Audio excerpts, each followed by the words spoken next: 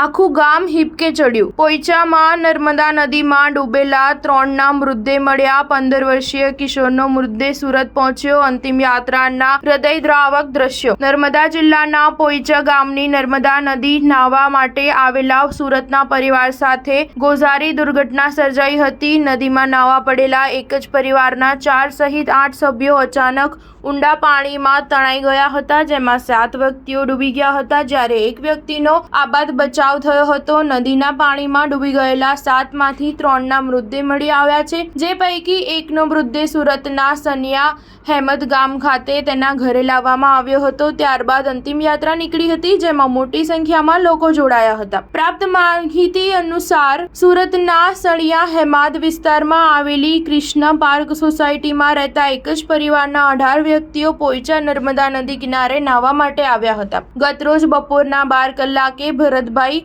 બલદાણિયા સહિત બીજા 7 વ્યક્તિ નર્મદામાં નાહવા માટે ગયા હતા। નદીના પાણીમાં પરિવારના સભ્યો નાહવાની મજા માણતા હતા, ત્યારે અચાનક જ ઊંડાણવાળી જગ્યાએ 8 સભ્યો અચાનક જ પાણીમાં ગરકાવ થવા લાગ્યા હતા, જેથી કાંઠે બેઠેલા પરિવારજનોએ બૂમાબૂમ કરી હતી, જેથી સ્થાનિક તરવૈયાઓએ એક વ્યક્તિને બચાવી લીધા હતા, જ્યારે 7 સભ્યો નદીના ઊંડા પાણીમાં તણાઈ ગયા હતા। રાજપીપળા ફાયર બ્રિગેડની ટીમ, વડોદરા ફાયર બ્રિગેડની ટીમ, NDRF અને સ્થાનિક તરવૈયાઓની ટીમ દ્વારા લાપતા થયેલાઓની શોધખોળ શરૂ કરી છે।